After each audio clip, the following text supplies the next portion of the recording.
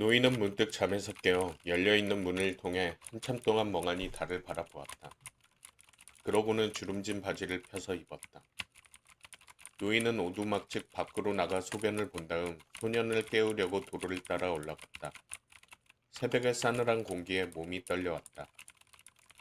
그러나 노인은 이처럼 떨다가도 곧 몸이 후끈후끈해질 터이고 배를 저어 바다에 나갈 수 있으리라는 것을 잘 알고 있었다.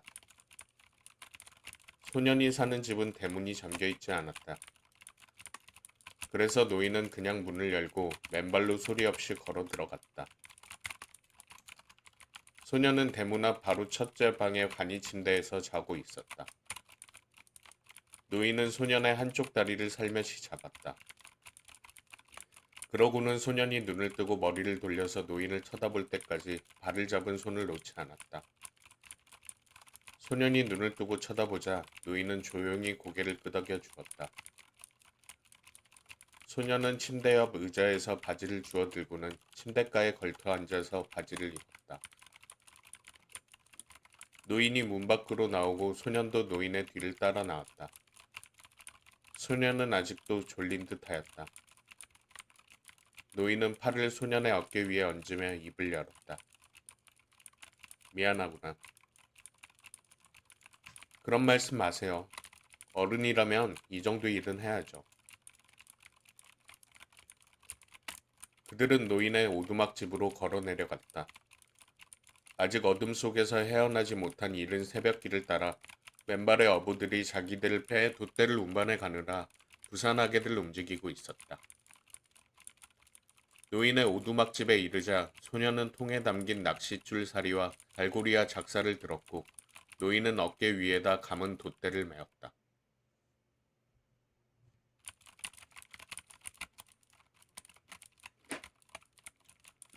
커피 드시겠어요, 할아버지? 이것들을 배에다 갖다 놓은 다음에 마시자꾸나. 노인과 소년은 어부들을 위해 이른 아침부터 문을 여는 가게에서 연육깡통에 커피를 타서 마셨다. 편안히 주무셨어요, 할아버지? 소년이 인사말을 건넸다. 소년은 잠을 쫓는 일이 그렇게 어려운지 이제서야 겨우 정신이 든 것 같았다. 참 잘 잤어, 마놀린. 노인이 말했다. 오늘은 자신이 있어. 저도요. 소년이 말했다. 저는 지금 가서 할아버지의 것과 제 정어리를 가져오겠어요. 그리고 할아버지가 쓰실 싱싱한 미끼도요. 제 주인 아저씨는 무엇이나 자기가 들고 다니거든요. 절대로 남이 갖고 다니는 것을 싫어해요. 우린 다르지. 난 네가 5살 때부터 물건을 가지고 다니게 했었지. 노인이 말했다. 저도 알고 있어요. 소년이 수긍한다는 대답을 했다. 일어서며 소년은 다시 입을 열었다. 그럼 곧 다녀오겠어요. 커피 한 잔 더 드세요. 이 집에선 외상도 되거든요. 소년은 맨발로 산호암초를 밟으며 미끼를 저장해 놓은 얼음 창고 쪽으로 걸어갔다.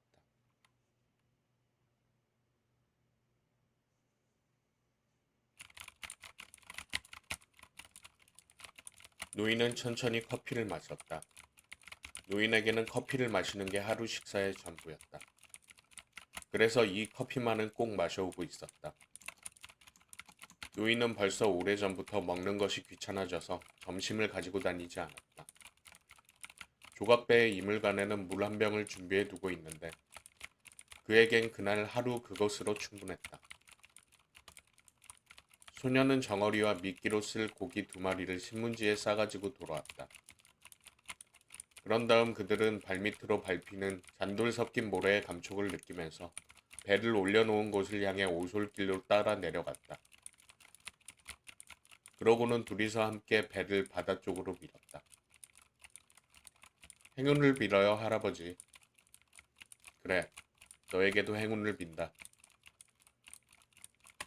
노인은 노를 매는 밧줄을 배의 노쪽에다 끼우고 나서 물속에 노를 첨벙 담그면서 몸을 앞으로 구부려 아직 어둠에 잠겨있는 항구 밖으로 배를 저어 나아가기 시작했다.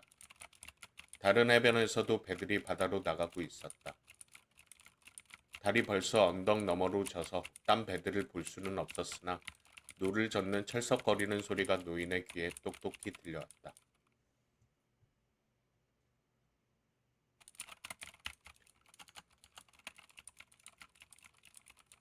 때때로 딴 배에서 말하는 소리가 들렸다.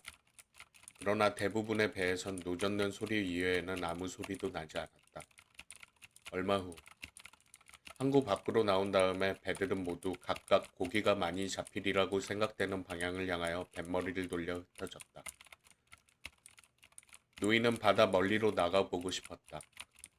그리하여 노인은 육지의 냄새를 뒤에 남겨두고 신선한 이른 아침 바다의 냄새 속으로 깊이 노저어 나아갔다. 이 고장 어부들이 큰 우물이라고 부르는 곳을 지날 때 노인은 멕시코 만류의 해초에서 비쳐오는 인강을 보았다. 어부들이 이곳을 큰 우물이라 부르는 이유는 다름이 아니라 이곳에서 수심이 갑자기 깊어져 700길이나 되기 때문이고 바다 바닥의 급경사에서 조류가 서로 부딪히며 소용돌이를 이루고 있어서 많은 종류의 물고기들이 모여드는 곳이기 때문이었다. 이곳에는 새우떼와 미끼로 쓰이는 장고기들이 많았고 때때로 아주 깊은 구멍 속에는 오징어 떼들도 있었다. 이 고기들은 밤이 되면 물 표면으로 떠올라 왔다가는 먹이를 찾아 방황하는 큰 고기들의 밥이 되어 버리기도 했다. 어둠 속에서 차차 아침이 다가오고 있었다. 노인은 노를 저으면서 날치가 물 밖으로 뛰어오를 때 나는 진동음과 어둠 속을 높이 날아가면서 내는 빳빳한 날개의 마찰음을 들었다. 노인은 날치를 바다에서 으뜸 가는 친구라고 여겨서 그 고기를 제일 좋아했다. 또 노인은 새들을 가엾게 여겼는데 그 중에서도 특히 조그맣고 가냘픈 제비갈매기를 불쌍히 생각했다. 그 새들은 열심히 날아다니며 먹을 것을 찾지만 그리 쉽게 먹을 만한 것을 잡아내지 못하는 것 같았다.